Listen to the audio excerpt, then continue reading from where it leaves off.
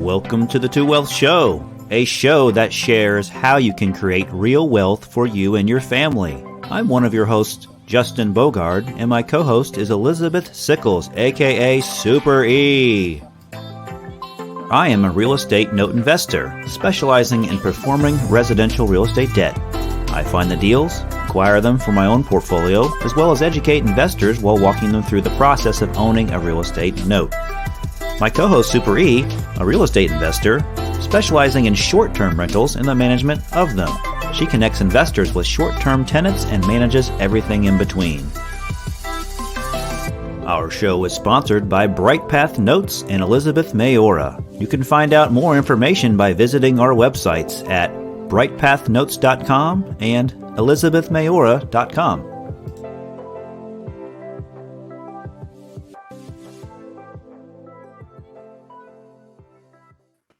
Hey, welcome everybody. Justin Bogard, BrightPath Notes. Welcome to episode number 9. Super E, my friend. How's it going?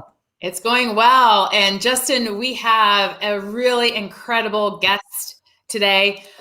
Winston and I have been friends for 4 years now. And I thought you were going to say 40. I was like, wait a minute. I know how old you are. Don't go that far.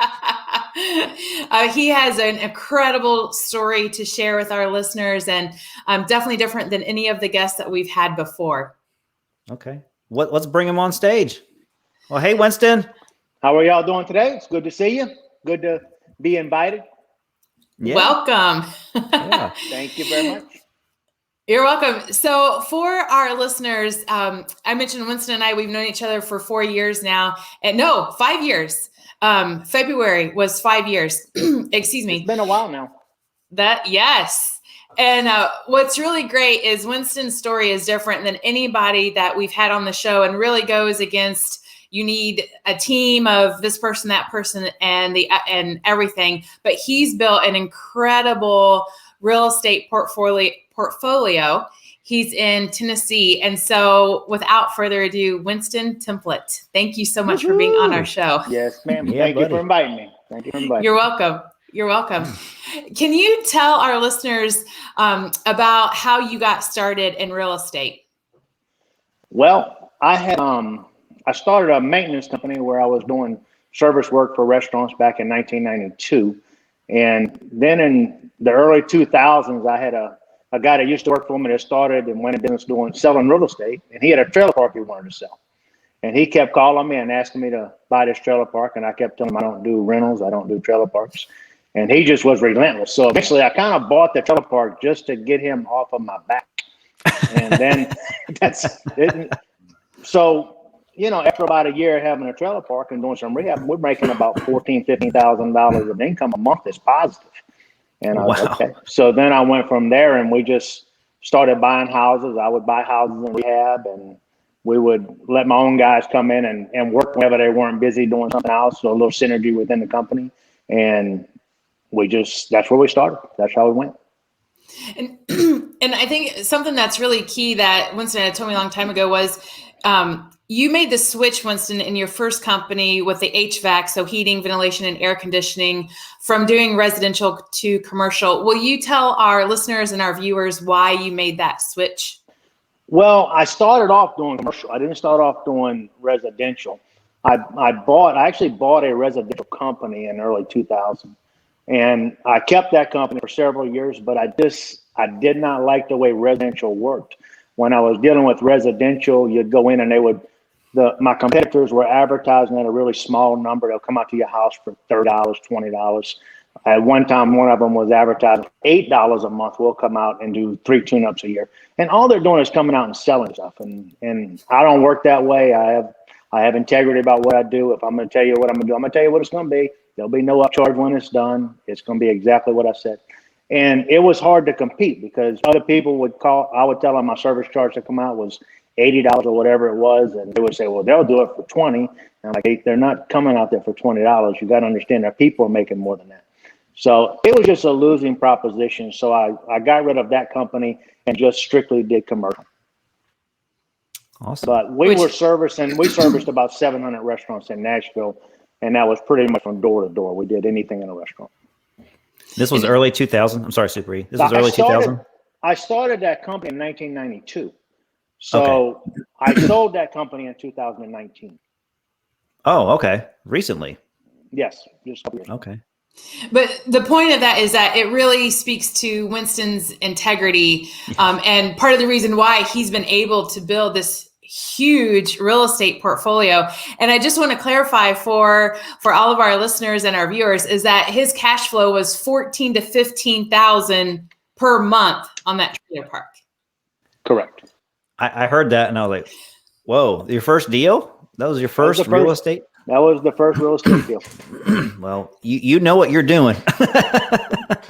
That was definitely by luck, but we have fine-tuned it and made some mistakes. And I tell you what, just getting the right people behind you, the right mentors behind you, people, learn from somebody else's mistakes. Don't learn from your own mistakes because that's quite costly. Exactly. I have many of those in my record. Learn from my own mistakes. Absolutely. Yeah. And can you walk us through and kind of, let our listeners in on, because I wanted you to say it and not me say it, but just what your path has been, Winston, in the real estate world and where you guys are now. Okay. Can we dumb that down a little bit? I want people to understand, everybody thinks I gotta be a genius at this to do real estate. It doesn't fit. I don't know enough. I don't have enough money. And I would like to share a little bit of my background because sure. I really come from absolutely nothing. I mean, I didn't learn to read till I was 30 years old. I left home when I was 17 years old. I've been on my own since then. I moved from New Orleans, Louisiana to Tennessee when I was 22. And I mean, for the first 2 years I was in business, I lived in a trailer with no running water. It had plywood over half of the windows in that trailer. I had nothing. And that's where I started from. So it doesn't require, later on when I was 30, I learned how to read and I'm an avid reader now. But, you can do it. It takes more heart to do what we do than anything else. It isn't luck. There's no luck to it, really. I mean, it really is to be diligent about what you do. I'm a goal-oriented guy. I set a lot of goals so that I know exactly what I'm going to do this year and next year and 5 years from now. There's never any guesswork in that. So, but anyway, when I started my main company and bought the trailer park, after that right there, I said, okay, we're going to buy some houses and rehab them. And we started buying houses and we would rehab a house. And I never sold anything. I kept everything that I bought. And then I would buy another house and we would rehab it. And we got to the point that I couldn't find any houses that I thought was a good deal for me. So I told my wife, I said, find me a piece of land. I'm gonna build a house. She said, we don't build houses. I said, we do now. Find me a piece of land. So that's what she did. And that's the way it was. So she found the most rinky-dink lot. It was $7,000 that fell off the side of a hill. And it was in a cul-de-sac. When you buy the very last lot in a subdivision, you're not getting the prime lot at all. No. So, but that's what it was. So I picked out this little 1,400 square foot house plan and we just went to town and we built that house. And I had about $120,000 in the house when I finished with it. The house appraised for $240,000. We sold it for $240,000, and that was my very first house to build. And wow. I didn't do the work to myself. I subcontracted the work. I managed the people. I like to manage people, so I managed the people that did the work. And so we did that, and then I built another house, and then we built 4 houses at one time, and we've just continued to do the exact same thing. So I will build a house. And then I will pull the equity out if I need to pull the equity out. And then I will keep the house and I'm still making money on my cash flow. I'm still making money on my principal reduction. I'm making money on appreciation. I still get my depreciation also. So I make money on houses that I have nothing invested. I'm still making $25,000 a year off of them with nothing invested. And that is our footprint. That's how we do it. That's awesome. That's a very repeatable process. And one thing I can tell from you, Winston, already with the short amount of time that I've been able to listen to you is you have a very clear vision. And I think I have a vision. I'm 52 and I can tell you where I'm going to be at 70. And it's funny because it's broke down. I got broke down on a 10-year plan, a 20-year plan, a 10-year plan, a 5-year, a 3-year. And then I break it all the way down to what I'm going to accomplish in the next 90 days. And I know what I'm going to do in the next 90 days. And then I know what I'm going to do in 60 days or 6 months. And and it's very defined, because if not, I get sidetracked. I get sidetracked quick. I think I got ADHD or something. But I need to take a page out of Winston's book and be a lot more clear and have a lot more vision like Winston does. Speaking of being clear, I'm trying to focus in on those of you that aren't watching our video right now. There's a little, I guess it was a poster or a picture behind Winston, and I can't read everything that it says, but it says something like 97% who quit. And then can you finish the rest of the poster for me? It says 97% of people that quit will work for the 3% of people that don't quit. Ah. And, basically since I was in my early 20s, I worked for myself. So I've really, for the majority of my life, I've never worked for people. I worked for myself. But I love to help people. I love to help people start their own companies. And I've helped people start businesses that compete against my business, which they never competed against me. They would open it up and they would go to their clientele or something. But I love that. I love helping people with real estate. I love seeing people succeed, because I know what it took for me to do it. And it's amazing how many people you can try to help. And they just give up. They give up just short of succeeding. They get a couple of failures and they say, well, I failed. Failure isn't failure until you quit. Otherwise, failure is just a stepping stone to success. So I like that. I like that. That means something to me, because that's how I've been my whole life. I don't understand the failure part. I just don't quit, and I fail all the time, but I'm not smart enough to quit. Too dumb. I just I'll get deeper and deeper until I finally figure it out and I make it work. I like what you said about failing. That's a great statement. I oftentimes see other people that could be doing very well in any real estate space that they choose, and I think they quit and they give up too early because it's perceived as being too difficult and too hard without trying to really solve the problem. So thanks for saying that, and you're very inspirational, Winston. Well, we have that. Another thing I see a lot of people will go in and they want to start a company, but they want to be the boss, and they think the boss stays at home and the boss goes to work at 9 and the boss quits at 3:30.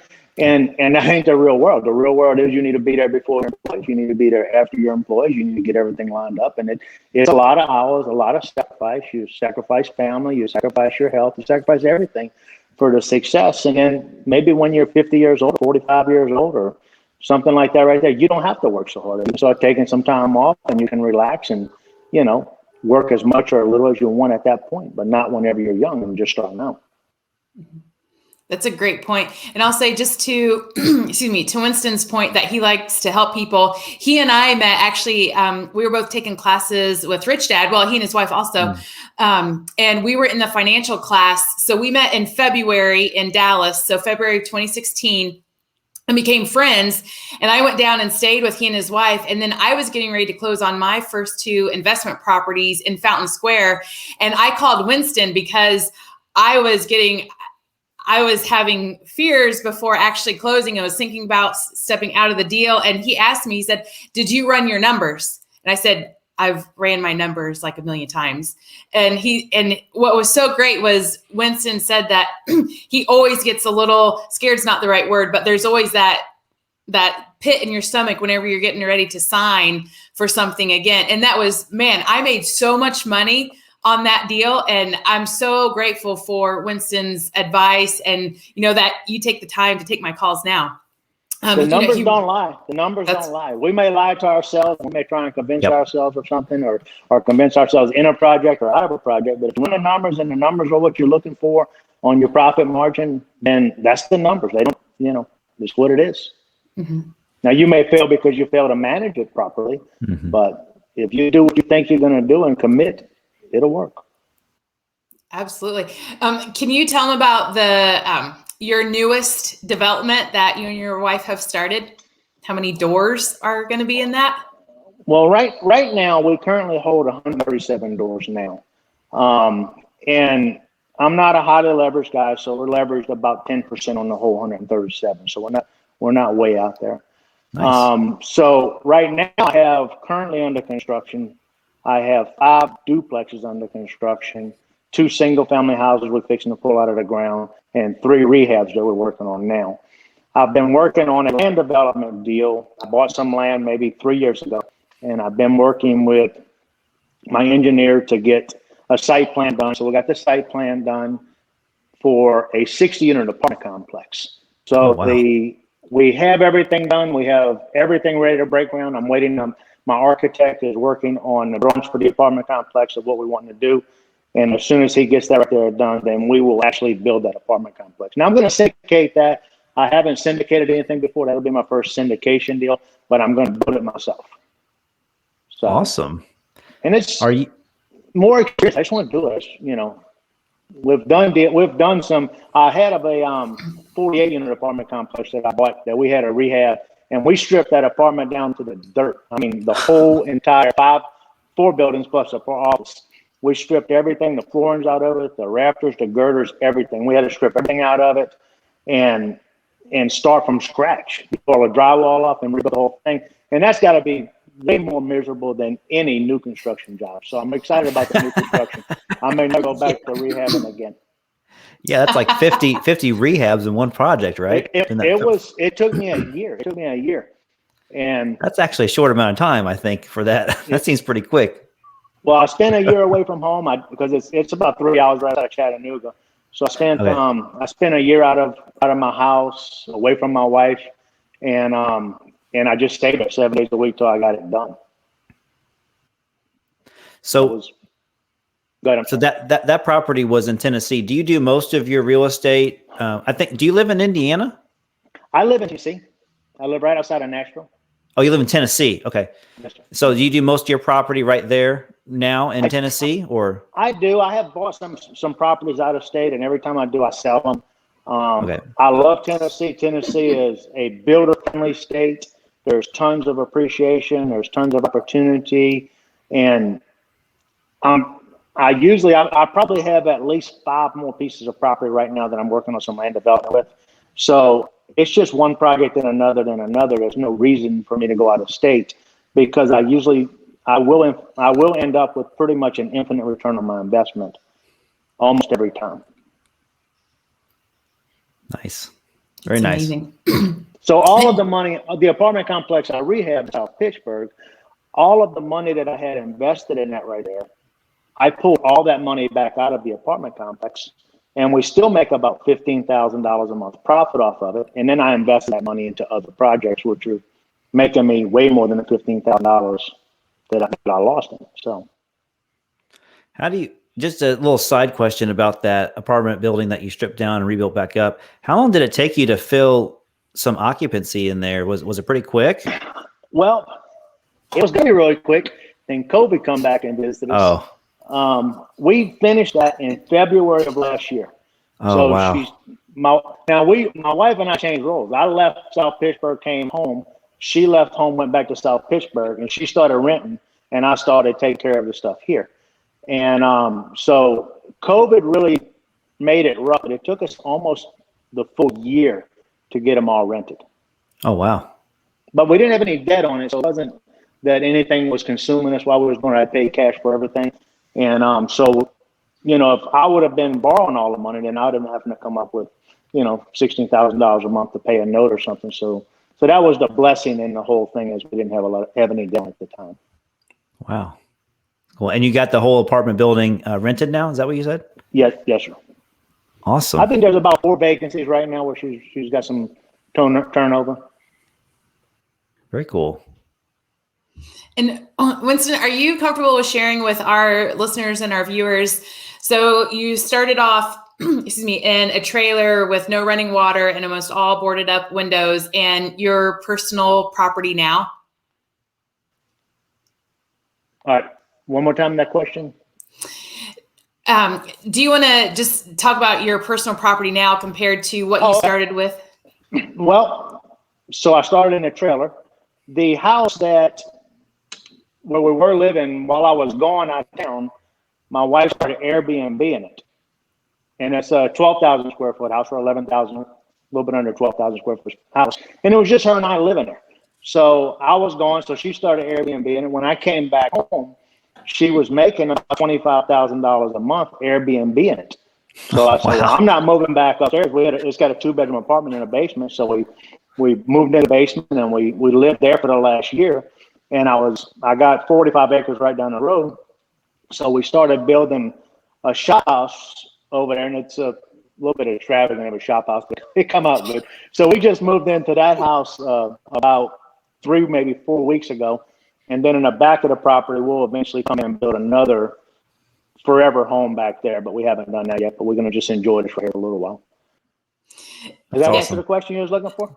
It does. And so just to tell you, so I've stayed with them several times. I spent New Year's with them. So now their former personal residence is absolutely gorgeous, and just kind of hit home to everyone is the fact that, he's built a huge real estate portfolio and chose, now this is not an ordinary basement apartment by any means, but still, the fact that they are so focused on their goals that they're living in their basement.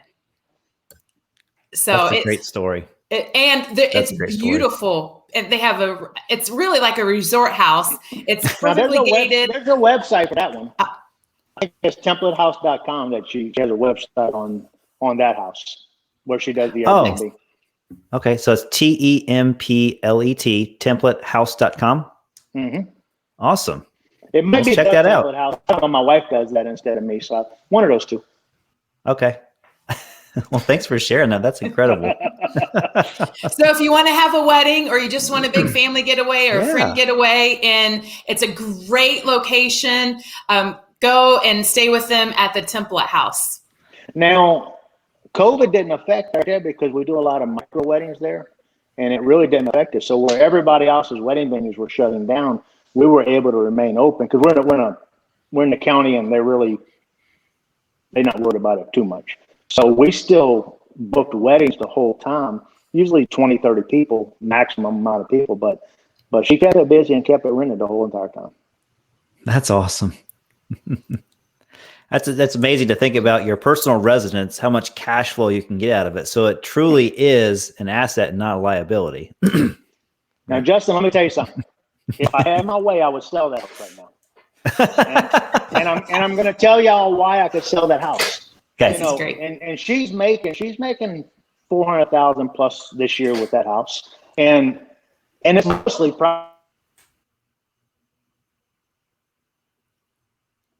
Oh no, Winston, are you still there?